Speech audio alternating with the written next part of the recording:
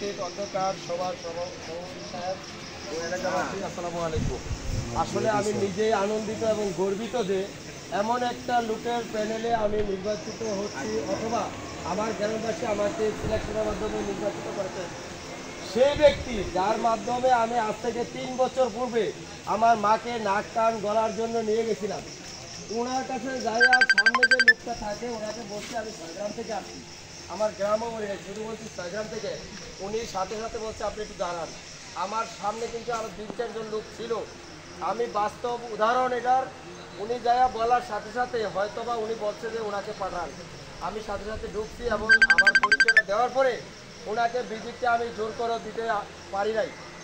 ঠিক আছে, ওই ব্যক্তিটা শুধু স্কুলের খেদমত না, উনি আপনাদের এবং এই কুমিল্লাবাসীর খেদমতের জন্য আল্লাহ পাক উনিকে আমাদের পাশে দাঁড়াইতে আসছে এবং আমরা ওনাকে নিয়ে নামছি।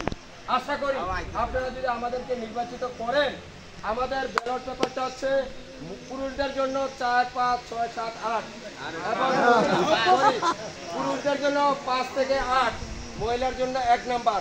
আমরা যদি নির্বাচিত হই, আরেকটা কথা হচ্ছে ওনারা একটা রিউমার দিচ্ছে উনি থাকবে কুমিল্লা ঢাকায়, আমাদেরকে কি সেবা করবে, এটা তো আমাদের প্রতিপক্ষের কথা।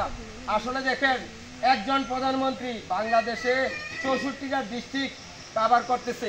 উনি যদি পারে, আমাদের প্যানেলের সভাপতি সাহেব ইনশাল্লাহ আপনাদের এই 12 গ্রামের সেবা করতে পারবে, সেটা হচ্ছে আমাদের মাধ্যমে। আমরা আপনাদেরকে কথা দিচ্ছি, যদি আমরা নির্বাচিত হই, এই স্কুল তথা আপনাদের সেবার জন্য ওনার কাছে আমরা যাব আপনাদেরকে নিয়ে। এই আশাবাদ ব্যক্ত রেখে আমি আমার সংক্ষিপ্ত বক্তব্য শেষ করছি। আসসালামু আলাইকুম।